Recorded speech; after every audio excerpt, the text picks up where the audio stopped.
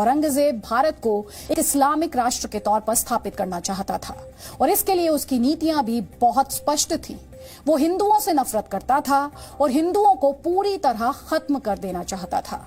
वर्ष 1679 में औरंगजेब ने हिंदुओं पर जजिया टैक्स लगा दिया था।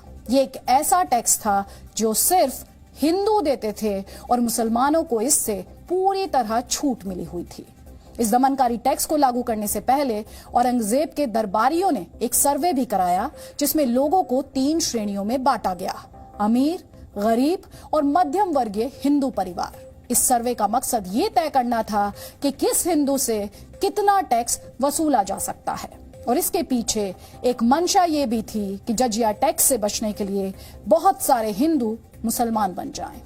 हालांकि आज हमारे देश में जो लोग औरंगजेब के भक्त बने हुए हैं, उन्हें शिवाजी महाराज का एक प्रसंग याद रखना चाहिए। शिवाजी महाराज ने जजिया टैक्स के विरोध में औरंगजेब को एक पत्र लिखा था जिसमें उन्होंने कहा था कि औरंगजेब एक ऐसा राजा है जो अपना खजाना गरीब हिंदुओं को लूट कर भरना चाहता है। शिवाजी महाराज ने अपने इस पत्र में औरंगजेब की सांप्रदायिक नीतियों का भी विरोध किया था। लेकिन इसे विडंबना ही कहेंगे कि आज शिवाजी महाराज के महाराष्ट्र में एक जिले का नाम औरंगाबाद है जो औरंगजेब के नाम पर ही पड़ा है।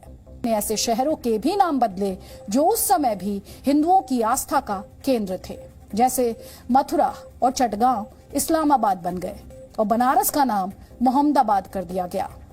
आज चटगांव बांग्लादेश में है। औरंगजेब को नायक बनाने के पीछे एक बड़ी भूमिका इतिहासकारों की थी। आपको ऐसे ढेर सारे इतिहासकार मिल जाएंगे जो अपनी पुस्तकों में ये लिखते हैं कि औरंगजेब एक महान रणनीतिकार और योद्धा था, जबकि सच्चाई ये है कि औरंगजेब ने सबसे ज्यादा हिंदुओं पर जुल्म किए।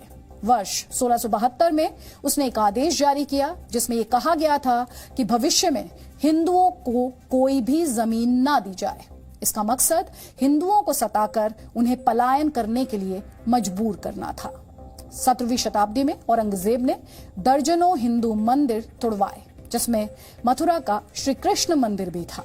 वर्ष 1670 में इस मंदिर की भव्यता से चिढ़कर औरंगजेब ने इसे तुड़वा दिया था और इसके एक हिस्से में शाही ईदगाह मस्जिद बनवा दी थी।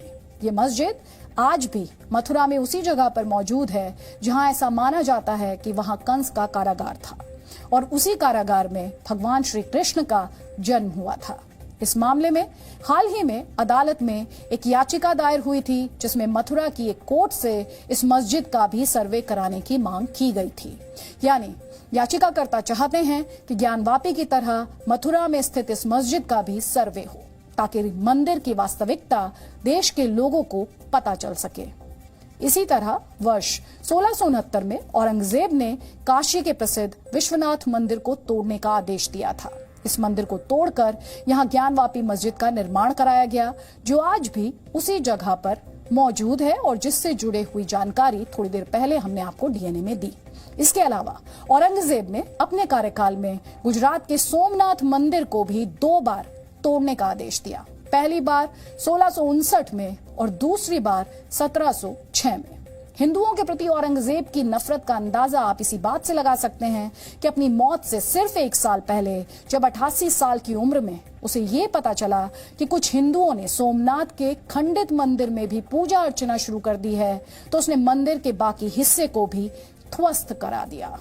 मासिरे आलमगिरी नाम की पुस्तक में लिखा है कि एक बार जब औरंगजेब चित्तौड़ पहुंचा तो उसने वहां कई मंदिरों में हिंदुओं को पूजा करते देखा, जिसके बाद उसने चित्तौड़ के 63 मंदिरों को ध्वस्त करा दिया। औरंगजेब के बारे में ये वो तमाम बातें हैं जिनके बारे में हमारे देश के लोगों को ईमानदारी से कभी बताया नहीं गया।